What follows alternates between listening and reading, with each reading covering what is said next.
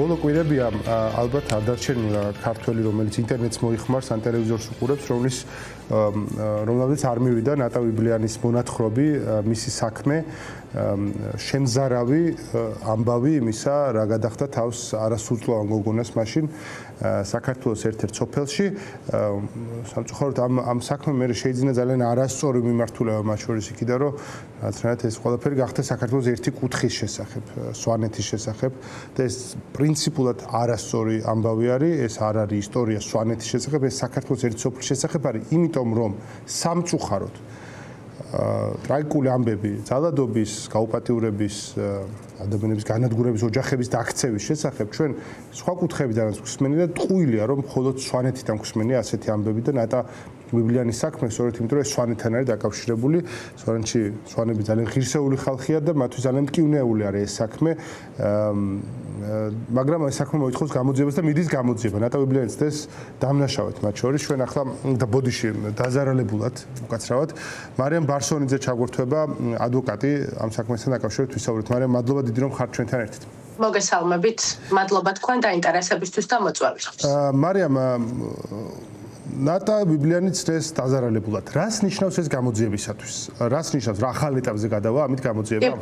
კი ბატონო, მოგახსენებთ, სამართლებრივად, როდესაც პირი დაზარალებულად იქნება ცნობილი, ეს გამოძიებისთვის ინტერესის საგნად არ უნდა განვიხილოთ. ეს არის პირველ რიგში დაზარალებულისთვის და მისი, ამ შემთხვევაში ჩვენი, როგორც ადვოკატებისთვის შესაძლებლობა იმისა, რომ უკვე სრული წვდომა გვექნება, როგორც კი დაბრუნდება საქმის გამომძიებელი საქართველოში, სრული წვდომა გვექნება მასალებთან დაკავშირებით. რაც შეეხება გამოძიებისთვის თუ რა მნიშვნელობა აქვს, გამოძიება აქამდეც და ამის შემდეგაც ჩვეულ რეჟიმში ობიექტურად განაგრძობს მუშაობას. რა ეტაპზეა გამოძიება ახლა? ეს ძალიან რთული საქმე არის გამოსაძიებლად, იმიტომ რომ ამბები დიდი ხნის წინ არის მომხდარი. ეს დისტანცია, დროითი დისტანცია უკვე ართულებს საგამოძიებო ოპერატიულ პროცესს, ხო? ყველა შემთხვევაში მტკიცებულებების მოპოვებას და ასე შემდგომ.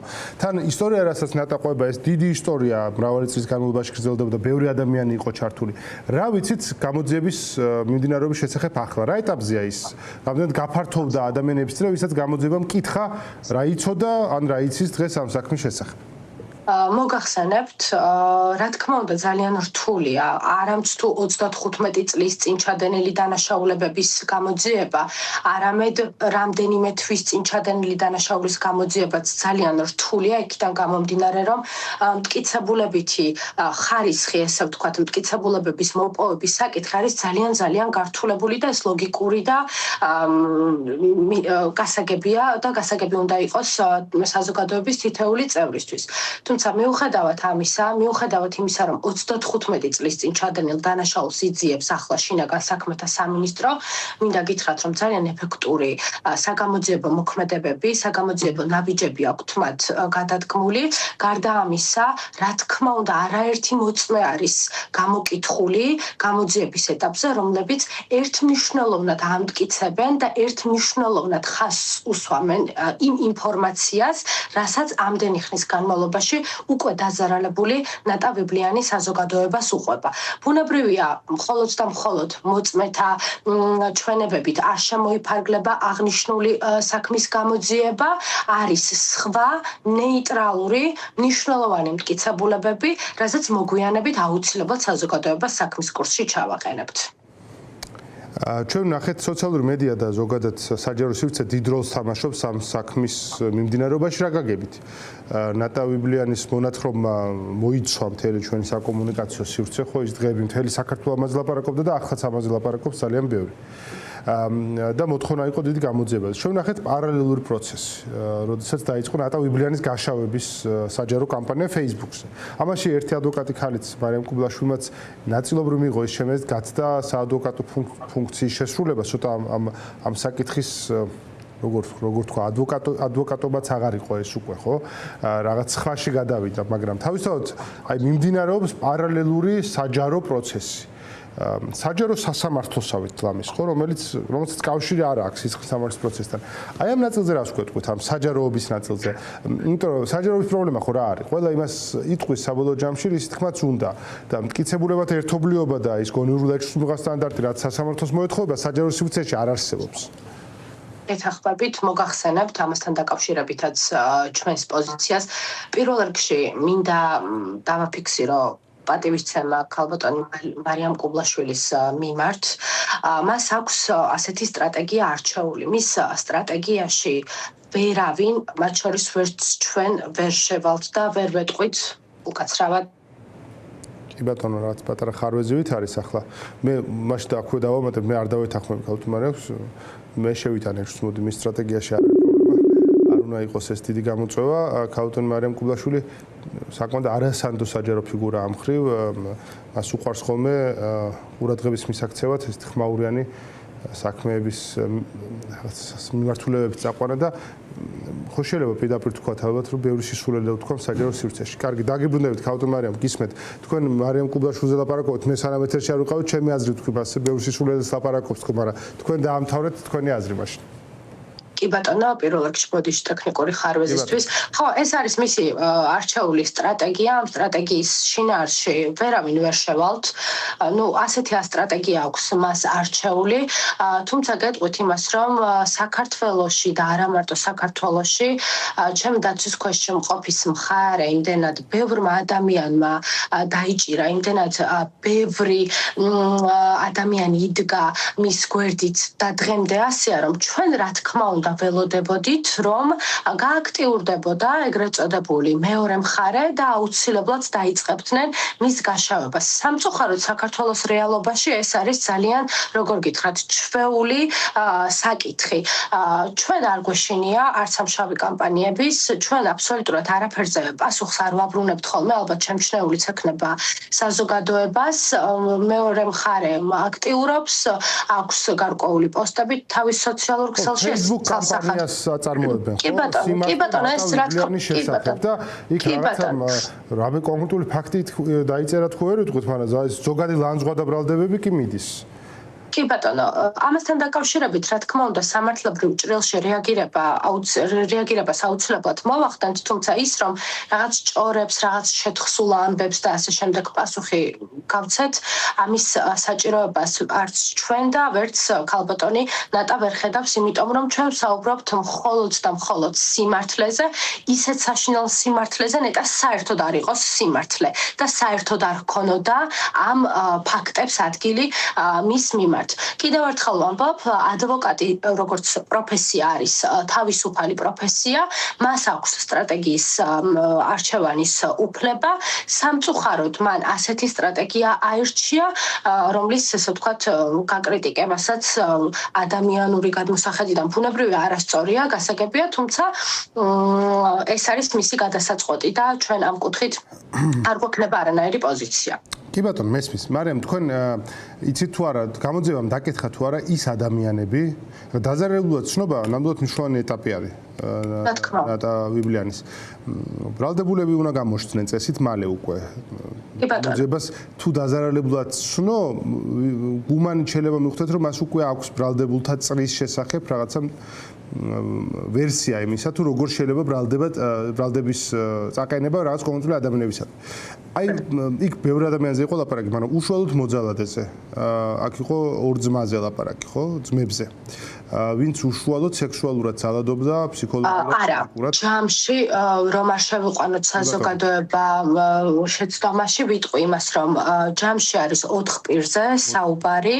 აქედან ერთ-ერთი პირი გახლავთ ის, ვინც სისტემატურად ძალადობდა ნატა ვიბლიანზე და ასევე არის 3 პირი, რომლებმაც ასევე სექსუალურად იძალადეს ქალბატონ ნატაზე. ანუ ჯამში გვაქვს 4 პირზე საუბარი. ხო, კი, 4 პირზე მეც ის ორი შემთხვევა, მაგრამ ამ შემთხვევაში ეს ხალხი დაკითხულია უკვე საქართველოში ცხოვრობს ეს ხალხი.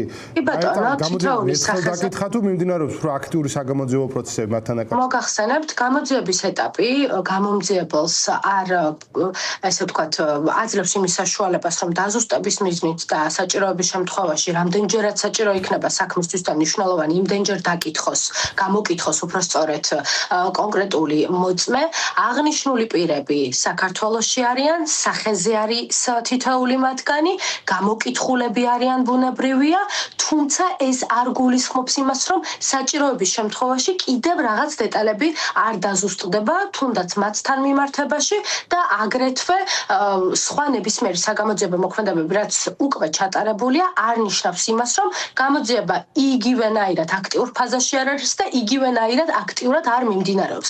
შესაბამისად, ეს არის ძალიან ცოცხალი პროცესი, შეიძლება ითქვას, აქედან გამომდინარე, არაერთი მტკიცებულებაა უკვე მოპოვებული შინაგან საქმეთა სამინისტროს მიერ და არაერთი მტკიცებულების მოპოვებაც მიმდინარეობს დღეს მდგომარეობითაც. მარიამ, მალე ლით ბრალდებების საყენებას? რა თქმა უნდა, ძალიან მალე ველოდებით. ნატა თუ აპირებს საქართველოში ჩამოსვლას რაღაც დროს, ამასთან დაკავშირებით თუ გაქვთ ინფორმაცია, ის დისტანციურად გერმანიიდან თუ არ ვწდები, აკეთებს ხოლმე თავის ჩართვებს, იქ მუშაობს, შრომობს საკმაოდ ძიმეთ, როგორც სულ შრომაშია, ხო და რაღაც დროს თუ ნახულობს, მაშინ როგორც ვხვდები, მე მაცხოვრების ამ ეტაპზე გამონახა ეს ძალა თავის თავში, რომ ამ ყველაფერზე ლაპარაკა სულ რაღაცა ბევრი ადამიანი, მათ შორის ზოგი თანაგრძნობით, ზოგი არასწორად, მაგრამ უწევს ხოლმე რომ ეხლა რატო?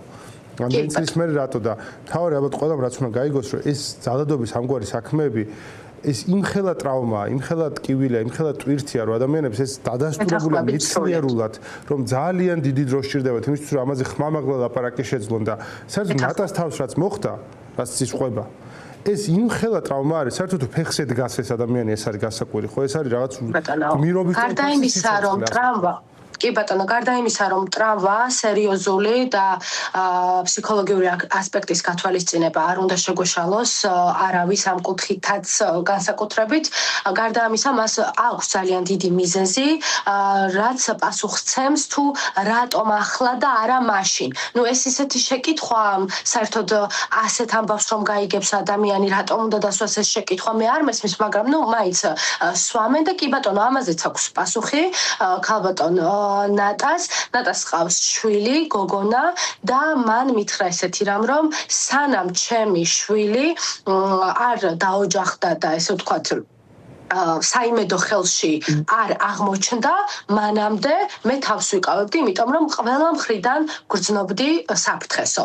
ახლა მე ვიცი, რომ ჩემი შვილი საიმედო ხელშია და შესაბამისად აღარაფრის აღარ მეშინია და სწორედ ამიტომ დაიწყო ნატა ვიბლიანმა 35 წლის შემდეგ საუბარი. ეს არ ნიშნავს იმას, რომ ტკივილი განელებულია, ძალიან რთულია, თუმცა ძალიან ძლიერი ქალბატონია ნატა და შესაბამისად არ უნდა გაიკიცხოს ესე ვთქვა თუ რატომ ახლა და არა მაშინ ამის გამო. კი, კარგია რომ ეს ახსენეთ, იმიტომ რომ ამის გაგება ზოგს გულწრფელად მე არ და რომ რატომ ადამიანებს ვისაც შეიძლება ეს გამოცდილი არა აქვს ხა რა ვიცი და არა აქვს გამოცდილი. კი ბატონო. ყველას ღმერთმა აშოროს, გაუგებარი იყოს რომ რატო არა გააკეთე ეს და რთული ან ამ წლის შემდგომ რატო შვები. როცა ჩვენ ლაპარაკობთ ბრალდებულებზე, ეს ხალხი რაღაცა ასაკშია ხა ზოგზე იყო რომ ავადარისო ზოგზე იყო რა. მათი მდგომარეობა როგორია? აქვს ჩანსი რომ რაღაცნაირად გაექცნენ მართლმსაჯულებას? მართლმსაჯულებას ვერავინ ვერ გაექცევა, სამართლიანი ნაბიჯების შედეგად დამტკიცდება თითოეული პირის ბრალეულობა და ვის მიმართაც უტყუარად დამტკიცდება ის, რომ ასეთი საზარელი ქმედებები ჩაიდინეს 9 წლის ბავშვთან მიმართებაში, ყველა დაიჯება კანონის სრული სიმკაცრით. არავინ და ვერავინ ვერ გაექცევა მართლმსაჯულებას. ამას ძალიან მკაფიოდ გეუბნებით. ეპიზოდები არის მრავალი ამ საქმეში. ხო, წლების განმავლობაში გრძელდებოდა ეს საქმე. არ თუ რაღაც კონკრეტული ეპიზოდები, რაზეც გამოძიება მიმდინარეობს. აი ის გარშემო სიმართლის დადგენასაც ახლა გამოძიება ცდილობს, რასაც ეპიზოდები, რომელსაც თქვენც ხართ, მაგალითად, ახლა ჩაჭიდებული ამ ხრივ, რომ აი ამის გარშემო მოხდეს კონცენტრირება. მოგახსენებთ იქიდან გამომდინარე წეღანაც ვახსენეთ რომ ნატა ვიბლიანს აქვს საკმაოდ ტრავმა აქვს მიღებული და ძალიან ცუდ მდგომარეობაშია ეს ქალბატონი. თითეული დეტალი, ძალადობის დეტალი, რაც მან შეძლო და აღიდგინა და გაიხსენა, თითეული დეტალი მოახსენა მან საგამოძიებო ორგანოს, რასაც მე პირადად ვესწრებოდი და შესაბამისად თითეული მიმართულებით მიმდინარეობს გამოძიება. რაც დაფიქსირებული გვაქვს გამოკითხვის ოქმში საკმაოდ დეტალურად, რაც ძალიან მძიმე მოსასმენი იყო მერწმუნეთ. ჩვენ გავიგეთ ერთი ეპიზოდის შესახებ მამის საფლავზე, რაც საშინელებათა ფილმიდან ყველაზე აზრზენი ადამიანის რო ვერ წარმოიდგენო ასეთ ადამიანს შეიძლება არსებობდეს იმის თავში რო შეიძლება მოიფიქროს ეს რაღაცა ესეთი ეპიზოდი არის ხო რაც ნამდვილად ახლა საფრანგეთში იყო ძალიან ხმაურიანი საქმე მთელი საფრანგეთი გაერთიანდა ამ საქმის გარშემო არც თუ ის ახალგაზრდა ქალმა აღმოაჩინა რომ მისი მეუღლე მრავალი წლის განმავლობაში მას აძინებდა სპეციალური საშუალებებით და სხვა კაცებთან ერთად აუპატიურებდა და ეს იყო რაღაცა მთელი საფრანგეთი ამას ლაპარაკობდა გაერთიანდა მთელი საფრანგეთი ამის გარშემო და ამ ქალმა მათ შორის მოახერხა ის რომ ფეხზე დადგა და საჯაროდ ილაპარაკა და ყველა ამას უსვამდა ხას როგორ მოახერხა მან ეს და თავის მიზეზად ის ასახელებდა იმას რომ მას ხვები უნდა გადაარჩინოს მათ შორის ასეთ დროს და ნატას საქმე ამ ხრივაც არის ძალიან ხმაურიანი და მნიშვნელოვანი ძალიან მნიშვნელოვანია ნამდვილად მე თავიდანვე ვამბობდი რომ ნატა ბიბლიანი მხოლოდ თავისთვის და თავის უფლებებისთვის არ ბრძოლობს ის ბრძოლობს თითოეული იმ ქალის უფლებებისთვის ვის მიმართაც მსგავსი ტიპის ქმედებებს ჰქონდა ადგილი და მინდა გითხრათ რომ ნატას მეც გამომძიებელსაც ჩვენი საქმის გამომძიებელსაც არაერთი ქალბატონი გვწერს რომლებსაც მიეცათ რაღაცნაირად ძალა ნატას შემდეგ რომ ისაუბრონ ამ ძალადობების შესახებ და შესაბამისად ეს ამ ქალბატონის მიმართ ჩვენ რაღაც შავი კამპანია კი არ უნდა ავაგოროთ პირიქით პატივი უნდა ვცეთ როგორც ძალიან ძლიერ ადამიანს რომელიც აუცილებლად უკვე არის გზა სხვა ქალებისთვის სამართლიანობისკენ მიმავალი გზა მე ასე ვთვლი და არა მხოლოდ მე ბოლო კითხვას დაგიშვათ ზოგადად მოძალადე ადამიანების ამგვარად ასეთ დანაშაულის აი ადამიანების თავშიც ეს მოფიქსდება რომ ეს უნდა გავაკეთო ერთ ადამიანზე არ ჩერდებიან ხოლმე და ეს ერთ ადამიანს არ ეხება ხოლმე როგორც წესი. ხო არ გამოჩნდნენ სხვა მსხვერპლი ამავე ხალხის, ამავე კაცების, რომელიც ნატაზე იძახეს. კი ბატონო, რა თქმა უნდა გამოჩნდნენ. რა თქმა უნდა ძალიან მძიმეა. ამ ქალბატონებს ჯერ არ შესწევთ ძალა, რომ თავიანთი სახელებით და გვარებით იპოზიციონირონ საზოგადოების წინაშე ისე როგორც ქალბატონი ნატა ბიბლიანი, თუმცა გამოჩნდნენ. პირადად მეც მომწერეს ნატასაც არაერთი ინფორმაცია აქვს ამასთან დაკავშირებით. მათ შორის არაერთ ქალბატონზე აქვს ნათქვამი ნატა ბიბლიანს ის უტყუარი დეტალები, რაც კონკრეტულად ამ პირების მიერ არის ჩადენილი სხვა ქალბატონებთან მიმართებაში. სამწუხაროდ ეს ასეა. ალბათ ამაზე უფრო ჩვენ მეც გავიგებთ მომავალ აუცილებლად რა თქმა უნდა ჩვენ ვიაზრებთ იმ პასუხისმგებლობას რაც საზოგადოების წინაშე გვაქვს და ჩვენ ვპირდებით საზოგადოებას რომ აუცილებლად საქმის კურსში ჩავაყენებთ მათ მადლობა დიდი მარიამ ბარსონიძე იყო ადვოკატი